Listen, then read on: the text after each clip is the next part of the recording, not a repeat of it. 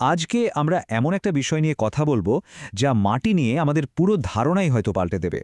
এটা শুধু মাটির বিজ্ঞান বোঝার ব্যাপার না, বরং সেই জ্ঞানকে আমরা কিভাবে কাজে লাগাতে পারি, কিভাবে আমাদের পৃথিবীকে আরও সুস্থ করে তুলতে পারি, সেটাই হলো আসল কথা। চলুন শুরুতেই দুটো একেবারে আলাদা দৃষ্টিভঙ্গি দেখে নেওয়া যাক।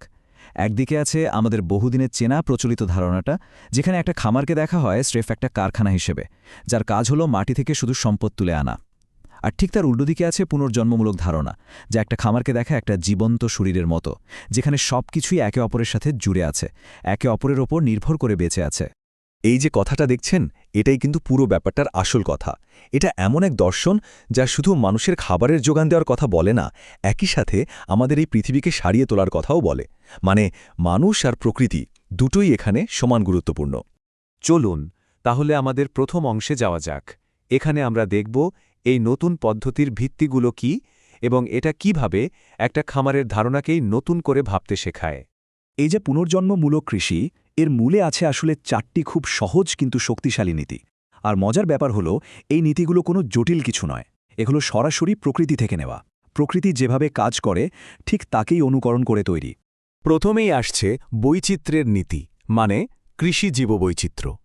ভেবে দেখুন তো, প্রকৃতিতে কি কখনো একর একর জমিতে শুধু একটাই গাছ জন্মায়? না, ঠিক সেভাবেই এই পদ্ধতিতে একটার বদলে অনেক রকম ফসল একসাথে বা ঘুরিয়ে ফিরিয়ে চাষ করা হয়। আর এর পেছনের বিজ্ঞানটাও কিন্তু দারুণ। মাটির নিচে কি ঘটে দেখুন। বিভিন্ন গাছ তাদের শিকড় দিয়ে নানা রকম অ্যাসিড ছাড়ে, যা মাটির কোটি কোটি অণুজীবের খাবার হিসেবে কাজ করে। আর এই অণুজীবগুলোই কিন্তু মাটির আসল জাদুকর। তারাই ফসফরাস, নাইট্রোজেনের মতো পুষ্টি উপাদানগুলোকে গাছের খাওয়ার উপযোগী করে তোলে। পুরোটাই একটা দারুণ বোঝাপড়া। 2 নম্বর নীতিটা হলো মাটিকে সবসময় ঢেকে রাখা। মাটি তো আসলে খালি জমি নয়, এটা পৃথিবীর একটা জীবন্ত ত্বক, তাই একে রক্ষা করা খুব জরুরি। ডাল বা সরিষা জাতীয় আচ্ছাদন ফসল ব্যবহার করে এই ত্বককে রোদ, ঝড়, বৃষ্টি থেকে বাঁচিয়ে রাখা হয়। আর এই আচ্ছাদন ফসলের একটা অসাধারণ ক্ষমতা আছে। এরা রাইজোবিয়ামের মতো কিছু বন্ধু ব্যাকটেরিয়ার সাহায্যে বাতাস থেকে সরাসরি নাইট্রোজেন টেনে এনে মাটিতে জমা করতে পারে। এর ফলে কি হয়?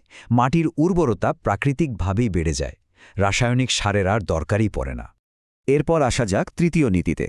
এটা হলো ন্যূনতম বিচলন, মানে যতটা সম্ভব কম চাষ দেওয়া বা একেবারেই চাষ না করা। এটা প্রচলিত লাঙল দিয়ে মাটি ওলটপালট করে দেওয়া ঠিক উল্টো একটা ধারণা, যা আসলে মাটির গঠন আর অণুজীবদের ঘর ভেঙে দেয়। এর ফলে দুটো দারুণ কাজ হয়। এক, মাটির ভেতরে গ্লোমালিন নামে এক ধরনের প্রাকৃতিক আঠা তৈরি হয়, যা মাটিকে একসাথে ধরে রাখে। আর 2, এই পদ্ধতি জলবায়ু পরিবর্তনের বিরুদ্ধেও লড়তে সাহায্য করে, কারণ এভাবে প্রতি হেক্টর জমিতে বছরে প্রায় 1 টন কার্বন মাটিতে আটকে রাখা সম্ভব হয়। আর সবশেষে 4 নম্বর নীতিটা হলো গবাদি পশুকে এই ব্যবস্থার একটা অংশ করে তোলা। পুনর্জন্মমূলক কৃষিতে পশুরা হলো পুষ্টিচক্রের ইঞ্জিন। তারা গাছপালা খায় আর তাদের মল মাটির জন্য হয়ে ওঠে বেসিঞ্জ জৈব সার। তো আমরা নীতিগুলো তো জানলাম, এখন চলুন এর পেছনের বিজ্ঞানটা আরেকটু সহজ করে বুঝি আর দেখি যে কিভাবে এই পদ্ধতিতে কোনো কিছুই আসলে বর্জ্য হিসেবে ফেলে দেওয়া হয় না, বরং সবকিছুই আবার চক্রাকারে ফিরে আসে।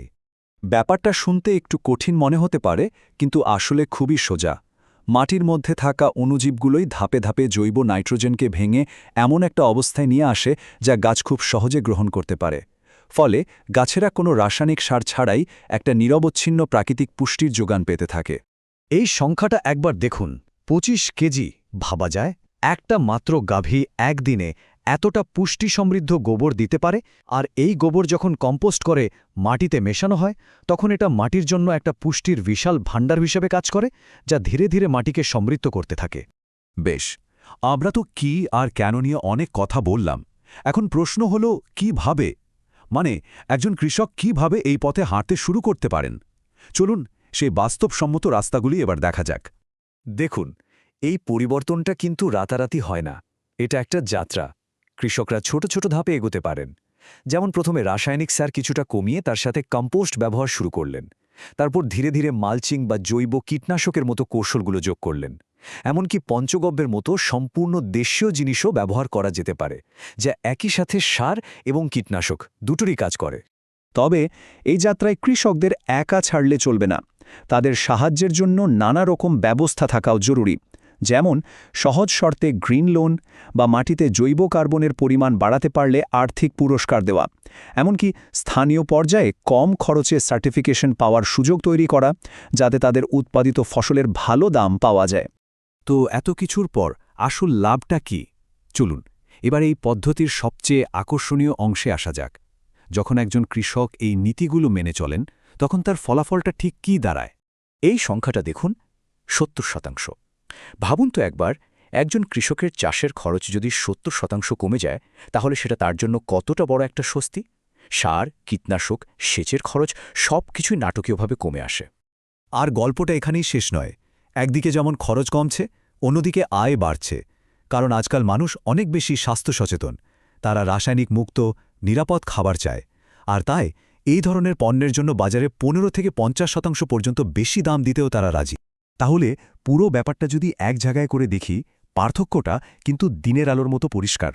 একদিকে পুনর্জন্মমূলক কৃষি মাটিকে আরও উর্বর করছে, খরচ কমাচ্ছে, জল বাঁচাচ্ছে এবং পরিবেশকে রক্ষা করছে। আর অন্যদিকে প্রচলিত কৃষি ঠিক তার উল্টো কাজগুলো করছে। সিদ্ধান্তটা এখন আমাদের। শেষ পর্যন্ত এটা বুঝতে হবে যে এটা শুধু একটা চাষ করার নতুন পদ্ধতি নয়, এটা তার চেয়ে অনেক বড় কিছু। এটা আমাদের ভবিষ্যৎ প্রজন্মের জন্য পরিবেশকে একটা বোঝা না বানিয়ে বরং একটা সুস্থ ও সমৃদ্ধ সম্পদ হিসেবে রেখে যাওয়ার একটা অঙ্গীকার। আসুন শেষ করার আগে একটা প্রশ্ন নিয়ে ভাবা যাক। কেমন হতো যদি আমরা যা খাই, আমাদের সেই খাবারই আমাদের এই পৃথিবীকে ধীরে ধীরে সারিয়ে তোলার শক্তি রাখত? ব্যাপারটা নিয়ে ভাববার মতো, তাই না?